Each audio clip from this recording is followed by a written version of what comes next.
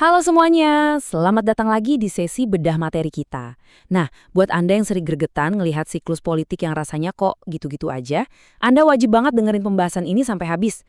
Hari ini kita bakal ngebedah sebuah analisis dari budayawan senior, Muhammad Sobari. Menariknya, analisis beliau ini sangat filosofis, tapi di saat yang sama luar biasa pragmatis. Kita nggak cuma bakal ngomongin keliuhan politik praktis yang berisik itu ya, kita bakal benar-benar memetakan yang namanya struktur kekuasaan, akar korupsi, dan gimana sih sebenarnya perubahan yang nyata itu bisa diciptakan. Oke, biar kebayang arahnya kemana, ini dia gambaran besarnya. Kita bakal bahas mulai dari siklus kekuasaan, terus masuk ke ilusi reformasi, solusi programatik, fenomena membungkam tikus yang bernyanyi, dan ditutup dengan membangun karakter bangsa. Jadi, kita akan pelan-pelan bergerak dari konsep abstrak tentang kekuasaan sampai ke solusi kebijakan yang benar-benar konkret. Yuk, langsung kita mulai. Bagian pertama, siklus kekuasaan. Gini, sebelum kita repot-repot ngomongin soal memperbaiki sistem, kita tuh harus paham dulu anatomi dari masalah utamanya, yaitu si kekuasaan itu sendiri, dan gimana sifat dasar manusia secara otomatis bereaksi saat dikasih otoritas. Nah, Sobari ini ngasih observasi yang sangat netral, tapi makcelek banget. Berdasarkan konsep dari Amerika Latin tentang penindas dan yang ditindas, materi ini ngejelasin kalau kekuasaan itu pada hakikatnya selalu melibatkan penindasan. Anda nggak perlu jadi seorang psikopat jahat buat jadi penguasa tiran. Bahkan pemimpin biasa yang waras pun bisa dengan gampangnya kejeblos ke perangkap ini. Kenapa? Karena menindas itu ironisnya bisa jadi semacam candu begitu seseorang udah pegang kendali penuh. Konsep tadi itu kebukti banget kelazimannya di berbagai budaya. Kalau di dunia barat kita punya kisah klasik babi di Animal Farm karya George Orwell kan, di mana penguasa jahat digulingkan, tapi pahlawan pembebasnya perlahan malah berubah jadi penindas baru karena kecanduan kekuasaan. Terus di sisi lain kalau dari literatur Jawa kita punya konsep Buto. Ada ksatria ngalahin Buto alias raksasa jahat, ujung-ujungnya malah lahir Buto baru dengan wajah yang beda. Ini benar-benar sebuah siklus pergantian kekuasaan yang terus berulang dimanapun itu. Masuk ke bagian kedua, ilusi reformasi. Pemahaman soal siklus kekuasaan tadi ngebawa kita ke realitas sejarah di Indonesia. Kita bakal lihat gimana perombakan politik besar-besaran itu secara struktural seringkali ninggalin warisan yang perlu banget kita kritisi. Coba deh kita telusuri bareng-bareng lini masa ini. Tahun 1998 ada pergerakan luar biasa besar saat reformasi berhasil menggulingkan Orde Baru. Tapi, coba perhatikan apa yang terjadi dekade demi dekade. 10 tahun, 20 tahun, sampai sekarang udah mau 28 tahun pasca reformasi, warisan dari perombakan itu malah kerasa makin pudar. Kenapa? Karena ketidakadaan perubahan sistemik yang benar-benar mengakar. Aktornya sih ganti, tapi mereka dengan gampangnya adaptasi sama sistem yang lama. Hasilnya ya jelas, publik mulai kecewa dan muncul deh rasa frustrasi yang teriak-teriak minta reformasi jilid 2. Dan kutipan dari Sobari ini kayaknya ngerangkum semuanya deh. Kalau reformasi berulang, itu jelek. Kalau tidak terjadi, itu lebih jelek. Gila ya, ini tuh bener-bener situasi serba salah, sebuah catch-22 yang nyiksa banget. Di satu sisi, kalau kita terus-terusan ngerobohin negara pakai revolusi, itu hancur-hancuran banget dampaknya. Tapi kalau dibiarin aja sistem korupnya jalan terus tanpa perlawanan, ya itu jelas jauh lebih parah lagi. Jadi kenapa sih kita nggak bisa terus-terusan ngandelin revolusi besar? Secara imparsial nih, revolusi itu sifatnya dadakan. Dan jujur aja, sering banget memakan korban. Ditambah lagi, secara historis, kelompok minoritas itu yang paling sering dikorbankan. Dan yang paling fatal seperti yang udah kita bahas tadi, revolusi itu seringnya cuma sekedar ganti orang doang. Cuma ganti si butonya aja, tapi nggak pernah benar-benar ngebetulin sistem di belakangnya. Kalau kayak gini terus, kesabaran dan kepercayaan publik pada akhirnya pasti bakal habis. Bagian ketiga, solusi programatik. Terus pertanyaannya, kalau revolusi terus-menerus bukan jawabannya, kita harus gimana dong? Disinilah kita geser dari ribut-ribut politik ke solusi yang jauh lebih fokus dan pragmatis. Poin paling krusialnya ada di perbandingan ini. Di satu sisi, kita sering banget dengerin bahasa politik. Tahu kan, retorika keras politisi, janji-janji teatrikal kayak mau nangkepin koruptor sampai ke Antartika, itu mah cuma kulit luar doang. Di sisi lain, yang ditawarkan sumber ini adalah tindakan programatik. Eksekusi yang diam-diam aja, langkah birokrasi yang konkret, sunyi, tapi punya akuntabilitas mutlak dan terfokus pada tugas 5 tahunan yang jelas.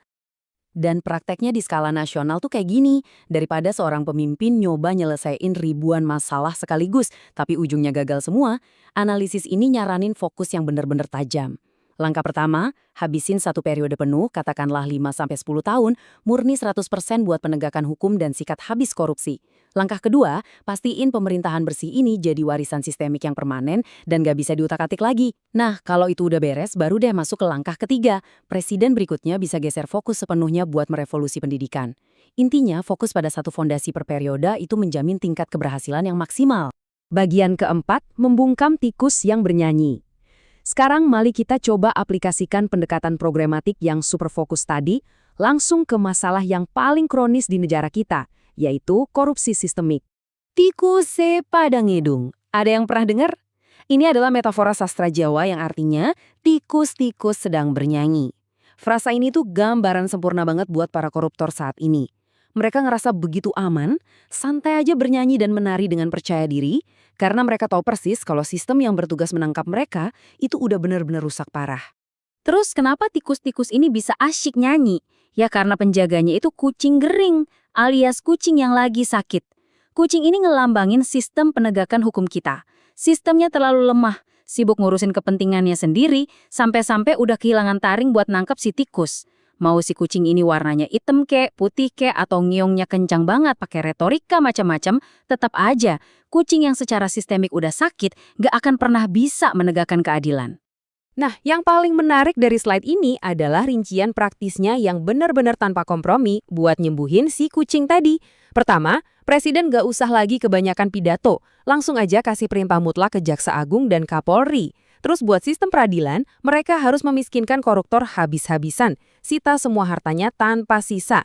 Selanjutnya, pemerintah tinggal ambil alih dana sitaan itu buat disalurin langsung demi kesejahteraan rakyat. Dan di tingkat daerah, pemimpinnya harus nerapin toleransi 0. Ada pungli dikit, langsung pecat detik itu juga. Ini bukan sekedar kebijakan biasa, ini tuh arsitektur nyata buat ngebangun pemerintahan yang benar-benar bersih. Bagian kelima, membangun karakter bangsa. Oke. Taruhlah hukum udah tegak dan sistem udah bersih. Terus apa langkah selanjutnya? Nah, disinilah fokus kita bergeser dari sekedar urusan menghukum dan beres-beres menuju fase membangun. Tapi, sebelum kita lanjut, coba deh Anda pikirin sejenak. Menurut Anda, apa sih yang sebenarnya bikin seseorang itu bisa disebut pemimpin besar? Apakah cukup punya kemampuan administratif yang jago? Ataukah ada sebuah kualitas filosofis yang jauh lebih dalam yang bisa menjamin kelangsungan hidup sebuah bangsa? Kalau dari kacamata analisis ini, jawabannya mengerucut ke satu konsep inti yaitu asketisme. Atau kalau dalam tradisi agama sering banget disebut zuhud. Menariknya, sosiolog Max Weber juga punya pandangan yang sejalan. Ini adalah kualitas di mana seorang pemimpin itu hidup sederhana, menolak mentah-mentah godaan materialisme, dan murni fokus mengabdi buat publik. Kualitas integritas inilah yang secara fisik dan mental bakal jadi tameng, mencegah seorang pemimpin bermetamorfosis jadi babi Orwellian atau buto si raksasa penindas yang baru. Tapi perlu diingat, pemimpin dengan kualitas zuhud ini nggak mungkin turun gitu aja dari langit. Mereka tuh lahir dari sebuah tradisi intelektual yang udah mengakar kuat. Dan ini bukan sekedar ngajarin orang kebiasaan baca tulis dasar di masyarakat ya, jauh lebih dari itu. Ini soal ngebangun martabat, ngebentuk kebanggaan diri, punya moralitas sosial politik yang ketat, dan mampu berpikir independen di level global. Analisis ini juga nyorotin kalau institusi seperti pesantren punya potensi modal sosial yang luar biasa besar buat ngebangun tradisi intelektual ini. Inilah penawar alami terbaik buat memutus siklus korupsi di masa depan. Pada akhirnya, semua poin yang kita bedah hari ini ngebawa kita kembali ke cita-cita awal Republik ini didirikan. Cita-cita dari Bapak Bangsa kita, Soekarno, yang sayangnya belum sepenuhnya terwujud, yaitu nation building dan character building. Gini deh, percuma kita ngebangun infrastruktur fisik yang luar biasa megah atau dengerin pidato yang berapi-api, kalau kita gagal ngebangun karakter manusianya dan tradisi intelektual di baliknya. Tanpa fondasi ini, kemajuan kita tuh rasanya cuma kayak ilusi aja, yang sewaktu-waktu bisa runtuh begitu aja. Nah, ini ngebawa kita ke satu pemikiran terakhir buat direnungkan bareng-bareng. Lewat bedah materi kita, jelas banget kalau kekuatan untuk berubah itu nggak selalu terletak pada kehancuran sistem secara masif, tapi pada eksekusi tahap demi tahap yang benar-benar terfokus. Jadi pertanyaannya ada di tangan kita. Apakah kita masih mau duduk diam nungguin datangnya sebuah revolusi politik raksasa yang sempurna? Atau mulai hari ini juga kita mau ngubah paradigma kita dan mulai menuntut para pemimpin buat ngebangun warisan programatik yang hening, kerja nyata, satu pilar demi satu pilar? Coba dipikirkan. Oke, sekian untuk hari ini dan sampai jumpa di sesi bedah materi kita selanjutnya.